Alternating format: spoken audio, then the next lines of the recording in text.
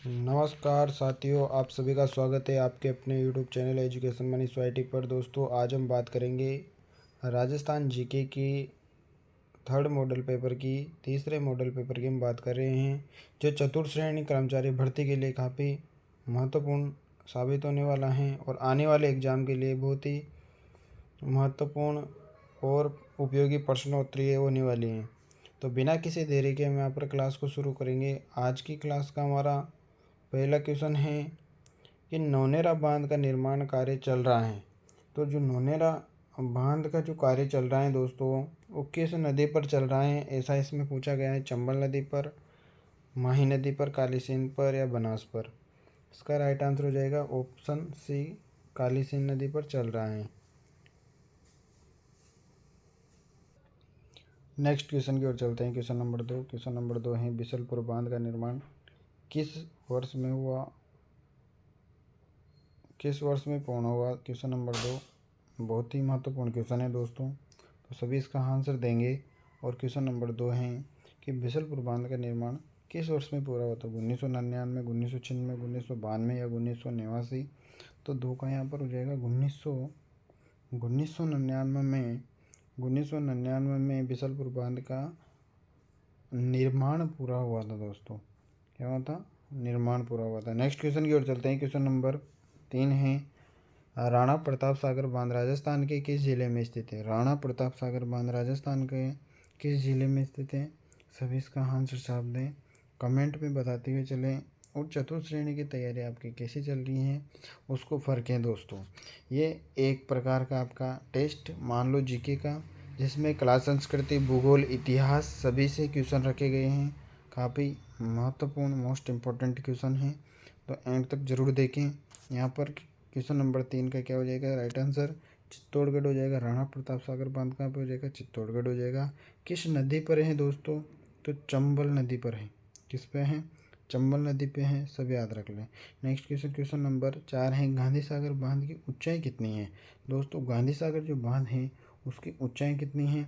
गांधी सागर बांध की ऊंचाई कितनी है दोस्तों। गांधी सागर बांध की ऊंचाई 62 मीटर है। कितनी है? 62 मीटर इसकी ऊंचाई है।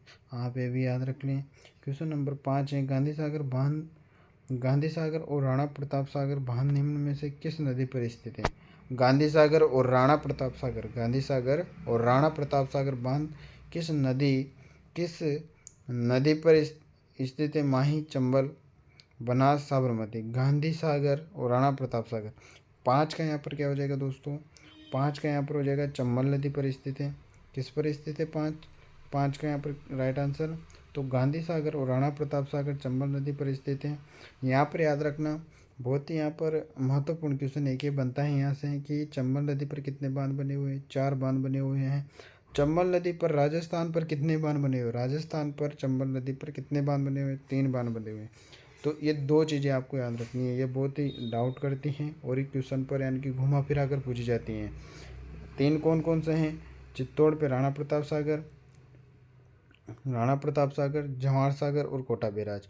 फिर बात करेंगे ये कौन सा है, गांधी सागर। 4 को हो जाएगा अपना गांधी सागर, जो राजस्थान पर नहीं है, ये याद रखिए आप। नेक्स्ट क्वेश्चन की ओर चलते हैं। क्वेश्चन नंबर 6 का सभी आंसर करेंगे। चंबल नदी पर निर्मित कौन सा बांध राजस्थान राज्य में अवस्थित नहीं है। तो राजस्थान राज्य में कौन सा बांध अवस्थित नहीं है, अपन ने बात की तो वो अपन पहले ही क्वेश्चन पर चर्चा कर चुके। और एक बार फिर से आपको बता दूं, वो भी गांधी सागर ही हैं, जो यहाँ पर राजस्थान पर नहीं है। बाकी चंबल नदी पर ये बना हुआ है और पहला बांध ही है जो चंबल नदी पर बना हुआ है, वो है गांधी सागर बांध। नेक्स्ट क्वेश्चन की ओर चलते हैं। क्वेश्चन नंबर 7 का सभी आंसर करेंगे। क्वेश्चन नंबर 7 बहुत ही महत्वपूर्ण क्वेश्चन है। क्वेश्चन नंबर 7, कागजी पिकअप जल ग्रहण करता है। जो कागजी पिकअप बांध हैं वो जल ग्रहण कहाँ से करता है दोस्तों? अफवाह तंत्र से आपको क्वेश्चन देखने को मिलेंगे एग्जाम में। तो आप बिना किसी झिझक के यहाँ पर तैयारी को सुचारू रूप से जारी रखें। यहाँ पर काफ़ी महत्वपूर्ण ये क्वेश्चन होने वाले हैं। कागजी पिकअप जो जल ग्रहण करता है वो कहाँ से करता है? गांधी सागर बांध से, माही बजाज सागर बांध से, जाखम बांध से या जवाई बांध से। 7 का यहाँ पर क्या हो जाएगा दोस्तों? 7 का यहाँ पर हो जाएगा माही बजाज सागर बांध से। ये क्या करता है? जल का ग्रहण करता है, जल ग्रहण करता है दोस्तों। नेक्स्ट क्वेश्चन की ओर चलते हैं, क्वेश्चन नंबर 8। और क्वेश्चन नंबर 8 का सभी आंसर करेंगे। क्या है क्वेश्चन नंबर 8? क्वेश्चन नंबर 8 है दोस्तों, क्वेश्चन नंबर 8, बजाज सागर बांध। बजाज सागर बांध राजस्थान, बजाज सागर बांध किस नदी पर बना है? जो बजाज सागर बांध है दोस्तों, वो किस नदी पर बना है? बजाज सागर बांध सभी बताएंगे किस नदी पर बना है? बनास में, चंबल में, माही में, लूनी में, किस नदी पर बना है दोस्तों? 8 का यहाँ पर आंसर हो जाएगा, राइट आंसर हो जाएगा किसके साथ? माही नदी पर बना हुआ है। किस में बना हुआ है दोस्तों? माही नदी पर बना हुआ है। लगाओ स्टार, बजाज सागर माही नदी। दोस्तों ऐसे क्वेश्चन आपको वहाँ पर देखने को मिलेंगे, तो अभी से ही आप मजबूती के साथ तैयार हो जाइए। क्वेश्चन नंबर 9 का सभी आंसर करेंगे। 9 का सभी आंसर करेंगे। तो दोस्तों सभी आंसर दें 9 का। जिस नदी पर मेजा बांध बनाया गया है वो है, जिस नदी पर मेजा बांध बनाया गया वो है, कौन सा बांध है? कोठारी है, बनास है, बेड़च है या मानसी है? किस नदी पर मेजा बांध बना हुआ है? तो यहाँ पर कोठारी नदी पर मेजा बांध बना हुआ है। सही है कि दोस्तों? सही है दोस्तों। यहाँ पर आप इसको स्टार लगा लीजिए, 2-2 स्टार लगाइए, छपेंगे दोस्तों question. Next question, question number 10, जवाई बांध किस जिले में अवस्थित है? जवाई बांध दोस्तों ये है दोस्तों, काफ़ी महत्वपूर्ण जवाई बांध है, वो किस जिले पर बना हुआ है? जालोर पे, जयपुर पे, पाली पे, अजमेर पे। तो जवाई बांध किस जिले पे बने हुए हैं? जवाई बांध सुमेरपुर, पाली, आपको याद रखना, पाली जिले पर बने हुए हैं। नेक्स्ट क्वेश्चन, क्वेश्चन नंबर 11 की ओर चलते हैं। धौली धूप राजस्थान के किस संत से संबंधित है? संत और संप्रदाय से आपको यहाँ पर क्वेश्चन देखने को मिलेंगे, तो आप अभी से ही प्रिपेयर हो जाइए दोस्तों। धौली धूप राजस्थान के किस संत से संबंधित है? चरणदास जी से संत, पीपा से संत, रामचरण से संत, लालदास जी। 11 का यहाँ पर क्या हो जाएगा? 11 का हो जाएगा संत लालदास जी, यहाँ पर हो जाएगा इसका राइट आंसर। कैसा आपको क्लास लग रही है सभी कमेंट में ज़रूर बताएं, काफ़ी महत्वपूर्ण ये क्वेश्चन होने वाले हैं, तो आप एंड तक ज़रूर बने रहिए। और आपके एग्ज़ाम जो 19, 20, 21 सितंबर को होने वाला है दोस्तों, गजरा उड़ा देंगे और ऐसे क्वेश्चन लाएंगे रोज़ कि आपका एक जो 19, 20, 21 सितंबर का जो एग्ज़ाम है दोस्तों, ऐसे क्वेश्चन जो आपको एग्ज़ाम में भी मदद मिले, ऐसे क्वेश्चन हम यहाँ पर करने वाले हैं। तो आप बने रहिए एंड तक, दोस्तों को शेयर करिए, जो भी आपके यहाँ पर दोस्त चतुर्थ श्रेणी की एग्ज़ाम का जिन्होंने भी फॉर्म भरा है सबको शेयर कर दीजिए, सबको यहाँ पर मदद हो सके जीके की एग्ज़ाम की, जीके पेपर की। तो ये तीसरा मॉडल पेपर है अपना। कौन सा मॉडल पेपर है? तीसरा मॉडल पेपर है। ऐसे ही करते रहेंगे। क्वेश्चन नंबर 12 की ओर चलते हैं। क्वेश्चन नंबर 12 क्या है? चोपड़ा नामक ग्रंथ की रचना किसने की? जो चोपड़ा नामक ग्रंथ था दोस्तों, उसकी रचना किसने की?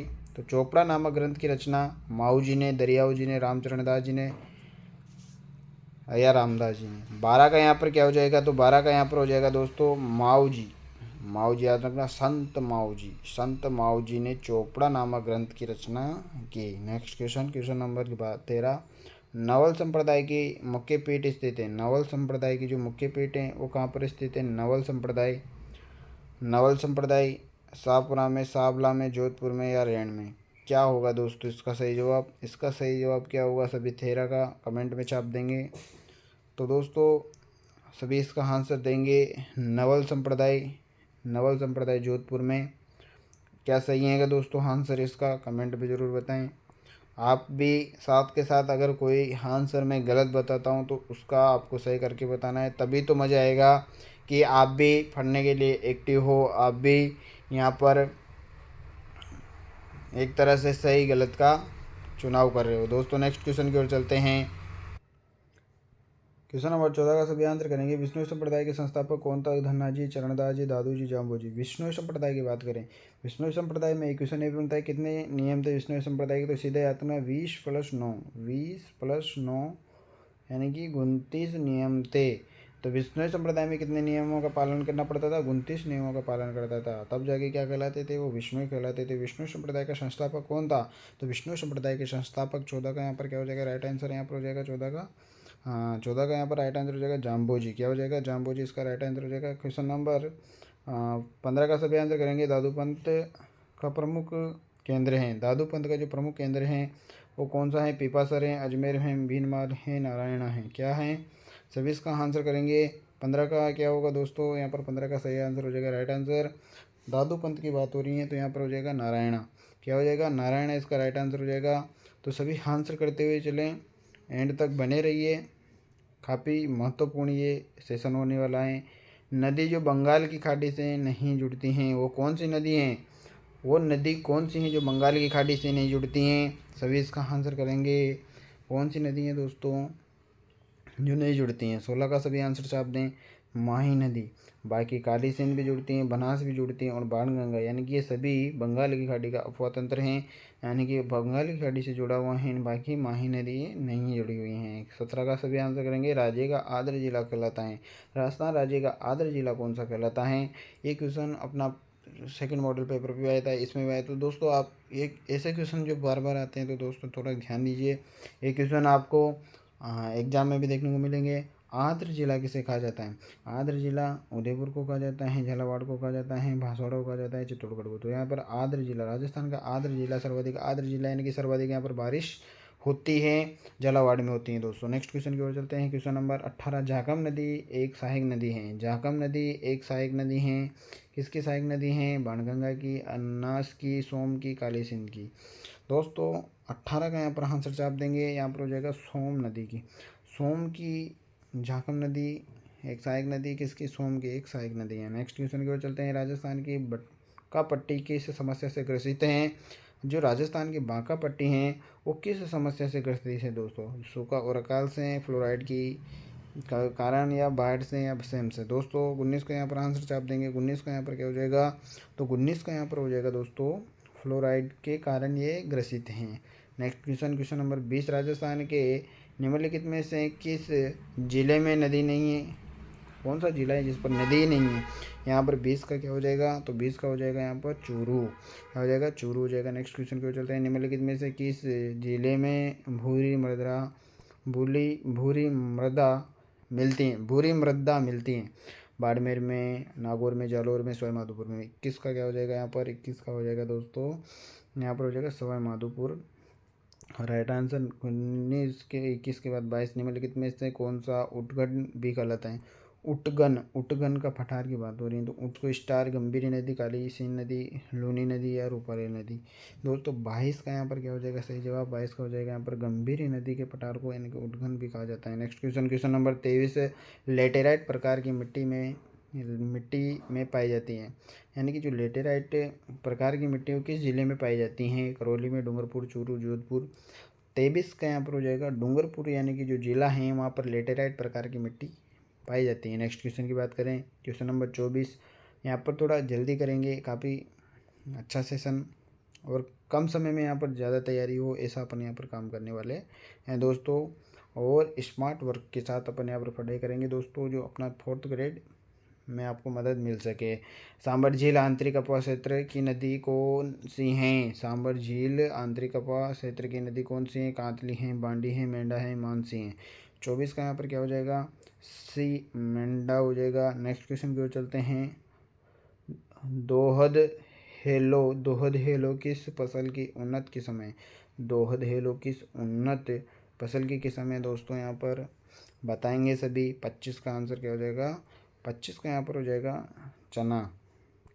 नेक्स्ट क्वेश्चन, राजस्थान में मूंगफली की प्रमुख मंडी कहाँ स्थित है? मूंगफली की जो प्रमुख मंडी है वो कहाँ पर स्थित है? बीकानेर, भीलवाड़ा, उदयपुर, अलवर।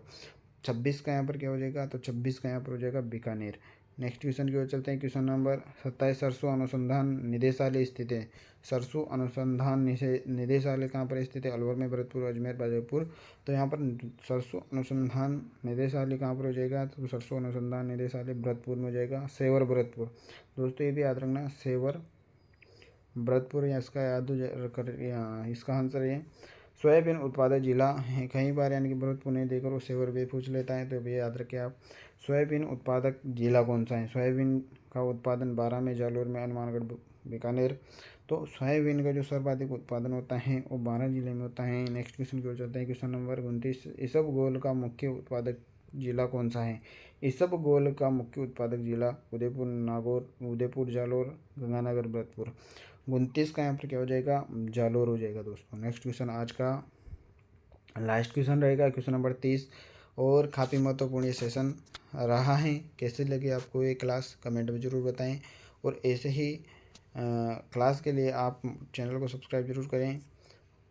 तो दोस्तों सभी इसका आंसर देंगे, राजस्थान के किस भाग में शुष्क खेती प्रचलित हैं? पश्चिमी भाग में, दक्षिण भाग में, दक्षिण पूर्वी भाग में, पूर्वी भाग में। तो 30 का यहाँ पर क्या हो जाएगा दोस्तों? पश्चिम भाग इसका राइट आंसर हो जाएगा। तो दोस्तों कमेंट में ज़रूर बताएं कैसे लगी आपको क्लास, और ऐसे ही क्लास अगर और भी आपको चाहिए जीके से रिलेटेड या और भी, तो आप कमेंट में ज़रूर बताएं। हम वो क्लासें आपको प्रोवाइड ज़रूर करवाएंगे। जहाँ पर भी आपको कमी नज़र आती है ज़रूर बताएं। मिलते हैं नेक्स्ट क्लास में, तब तक के लिए जय हिंद जय भारत।